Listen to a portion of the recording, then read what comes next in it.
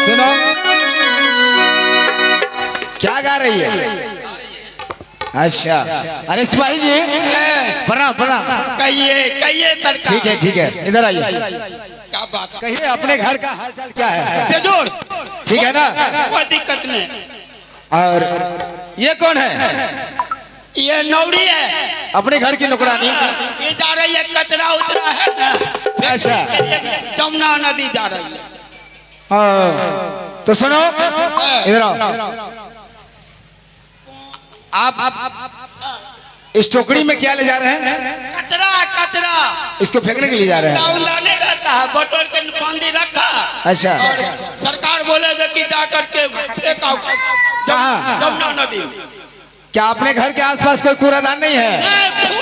फूल उल जो था ना वही बोला जाके जंगल में वो में फेंक दो। ठीक है जाइए, इसको फेंक करके चले आइए जल्दी से। ठीक है चलिए।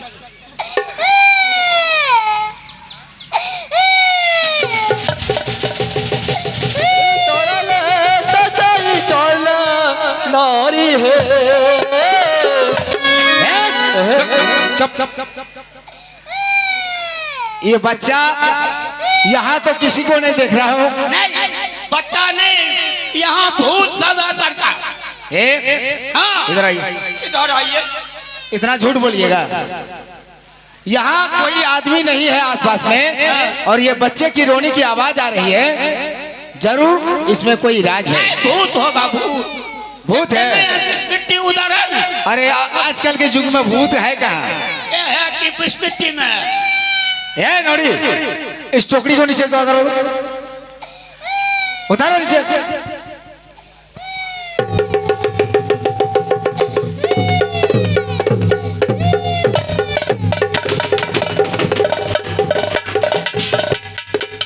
अरे तू इतना झूठ बोलती है?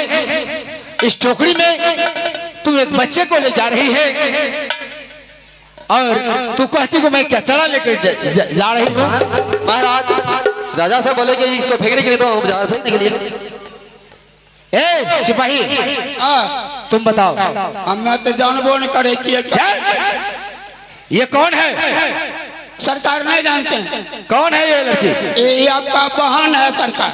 अच्छा, ये लेकिन कुलक्षणी है। पंडित जी को बुला करके पूछे महाराज, तू बोला जो कि पापी है, कुलक्षणी है, ये आएगा राज में तो घोड़ा घोड़दार हाथी हंसार और सारा राजपाट जो है ध्वंस हो जाएगा।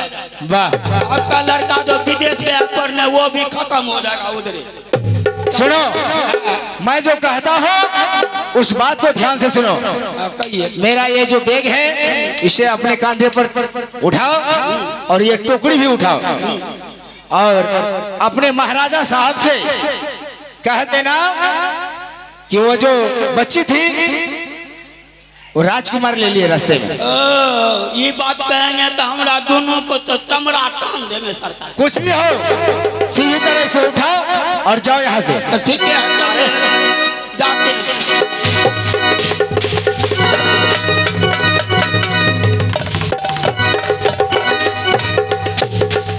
हे भगवान,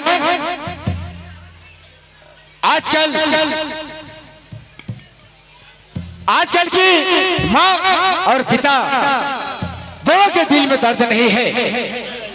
जिस माँ ने इसे 9 माह तक अपने घर में पाला, उस बच्चे को उन्होंने मारना चाहती है, लेकिन मैं ऐसा नहीं होने दूंगा। क्योंकि बरसों बाद हमारे घर एक लक्ष्मी आई है। मैं अपने बहन को मरने नहीं दूंगा। मैं अपने बहन को अपने वापस अपने घर ले चलूंगा। चलिए तो हम दीवान हो, आहो या पनो महलियान हो।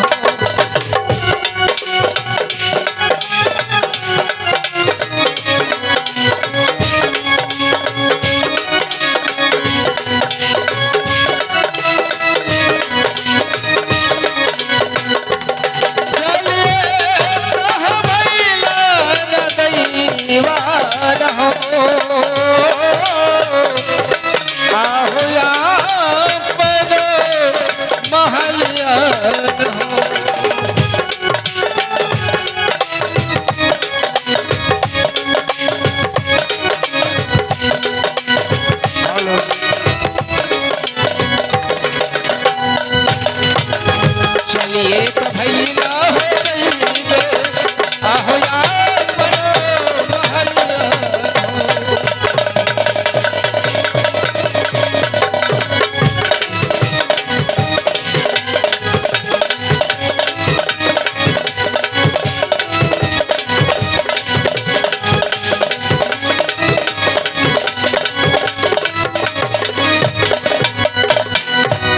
आहो चुमिए तो गईला ना दईमान रे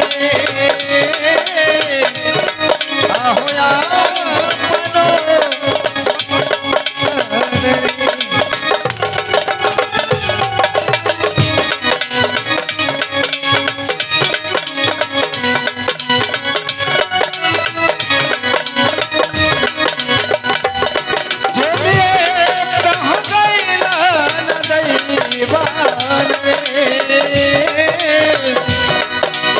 या मनो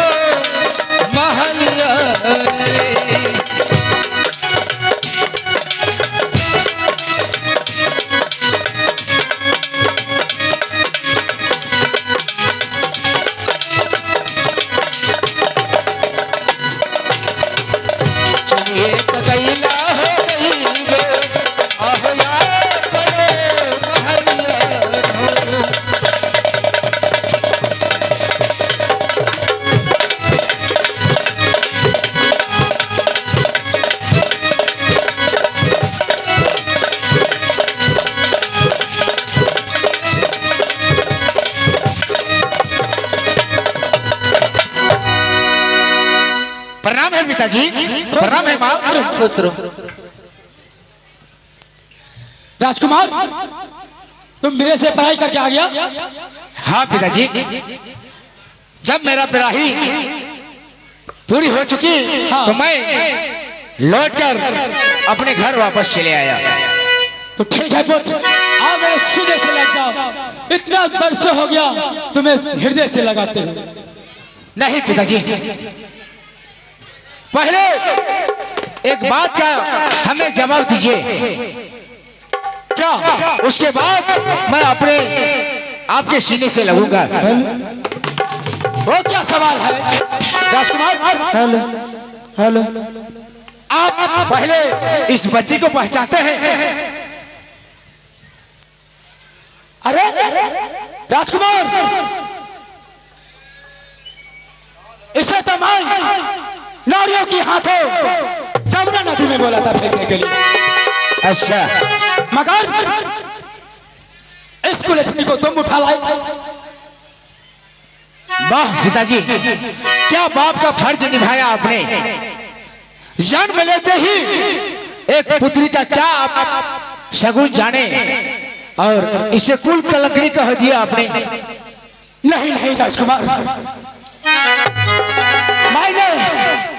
मुझे भी उतना ही खुशी हूँ राजकुमार जितना खुशी आज तुम्हें है। मगर यह तो बीत विधाता का लिखा हुआ, इसे कौन मिट सकता है भला? पिताजी, हाँ ऐसी बात नहीं है। भगवान के लिए इस बच्ची को इसी महलों में रहने दीजिए पिताजी।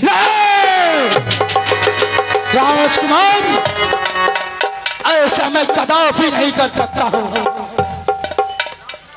अगर जानते हो क्यों? क्या बात है जो आप रखना नहीं चाहते हैं? इस हरामजादी कुलछनी को रहते हुए यहाँ तक कि तेरा भी मृत्यु हो सकता है। नहीं पिताजी, मैं किसी पंडित ब्राह्मणों का बात नहीं मानता हूँ। देखो राजकुमार, ये तो परंपरा ही चल चुका है कि ब्राह्मण बाबा का हर वचन को उसे मानना होगा। पिताजी कहता है रघुकुल सदा चली आए, प्राण जाए मगर वचन कभी खड़े। वो तो मैं मानता हूँ, लेकिन पिताजी मैंने सोचा कि बरसों बाद मेरे घर एक लक्ष्मी आई है। ये तो सच इस है। बच्ची को जन्म लेते ही आप कुल कलंकनी कहते हैं। नहीं पिताजी, इस बच्ची को अपने साथ रहने दीजिए पिताजी। नहीं नहीं, ये कभी नहीं हो सकता है। राजकुमार, लाओ इस कुलछनी को मेरे हवाले करो। नहीं पिताजी, मैं इस कुलछनी को अपनी नजरों के सामने नहीं